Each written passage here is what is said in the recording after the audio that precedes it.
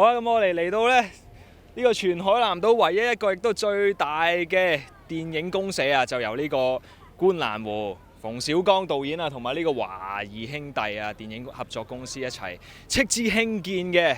成個園區啊就有兩大特色嘅，分別係南洋街同埋1942年嘅民國街。咁咧入邊咧，你會見得翻馮小剛好多套嘅電影入邊嘅一啲場景嘅，分別係有一啲非誠勿擾啦、唐山大地震等等嘅電影嘅。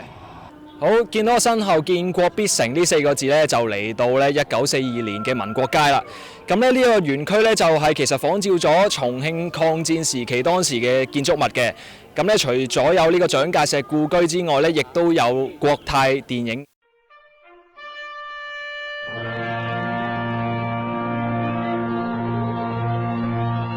嚟到一個咁古典優雅嘅地方，梗係第一時間擺下 pose 坐下樣先啦。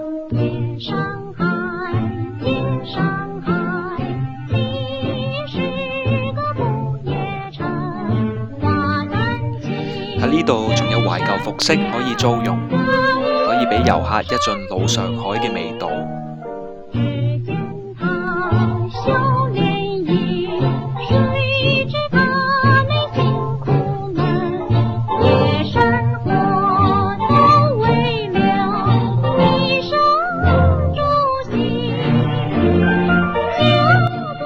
唔想行嘅仲可以以馬車代步，做返一日上海大亨。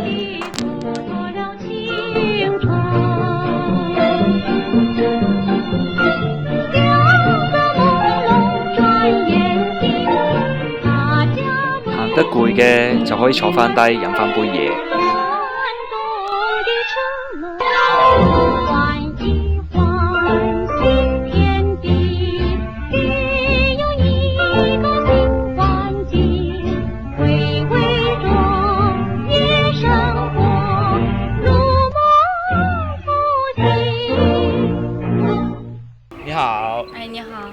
好，你為什麼會來這裡玩呢？這個地方比較有特色吧，那種不同年代的風格。那你最喜歡這裡什麼？喜歡這裡的民國風的一些東西，包括它一些當鋪啊、武館啊。剛剛來的時候還有一些武術表演，還有舞獅等等的。關鍵這2天還有很多明星過來，所以我們今天就過來這邊看一下。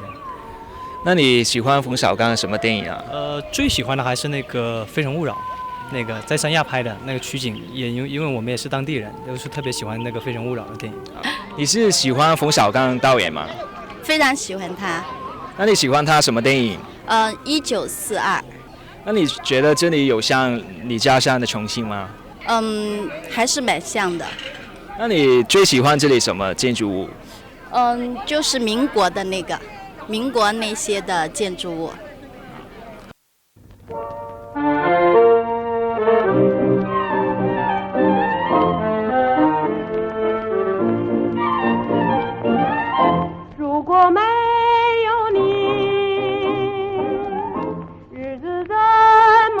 喺電影公社入面，除咗四周圍嘅建築都充滿特色之外，街上面都可以揾到傳統嘅手工藝。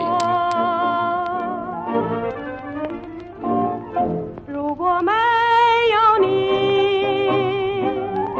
日子怎麼過？反正唱一段，我就只能去闖禍。